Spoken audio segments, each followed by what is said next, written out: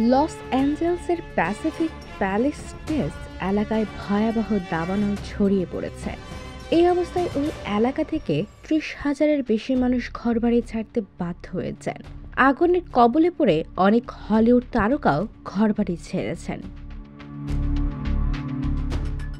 Hollywood তারকা mark Hamill, Mandy মুর, James উন সহ অনেকেই তাদের বাড়ি ছেড়ে চলে যেতে বাধ্য হয়েছেন।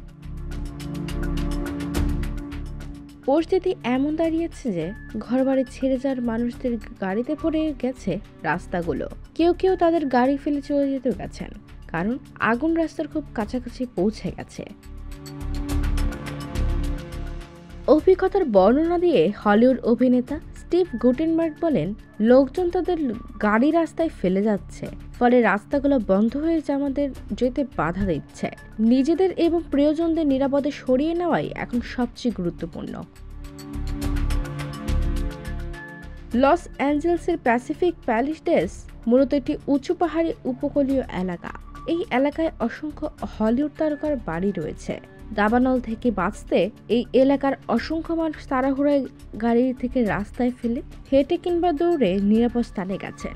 এই এলাকা সান্তা মনিকা ও মালিবুর মধ্যবর্তী অঞ্চলে অবস্থিত। হলিউড অভিনেতা মার্ক হ্যামিল একটি ইনস্টাগ্রাম পোস্টে লিখেছেন, শেষ মুহূর্তে মালিবু থেকে চলে যেতে বাধ্য হলাম। প্যাসিফিক কোস্ট হাইওয়ের দিকে দুই পাশে আগুন জ্বলছিল। এই এলাকায় বাস করেন Adam Sandler, Ben Affleck, Tom Hanks এবং স্টিভেন স্পিলবার্গের মতো তারকারাও।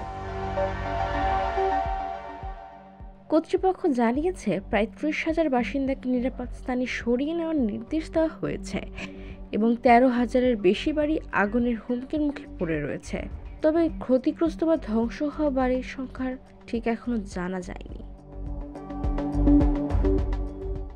দাবানল টেমেস্কাল ক্যানিয়ন পর্যন্ত ছড়িয়ে পড়েছে।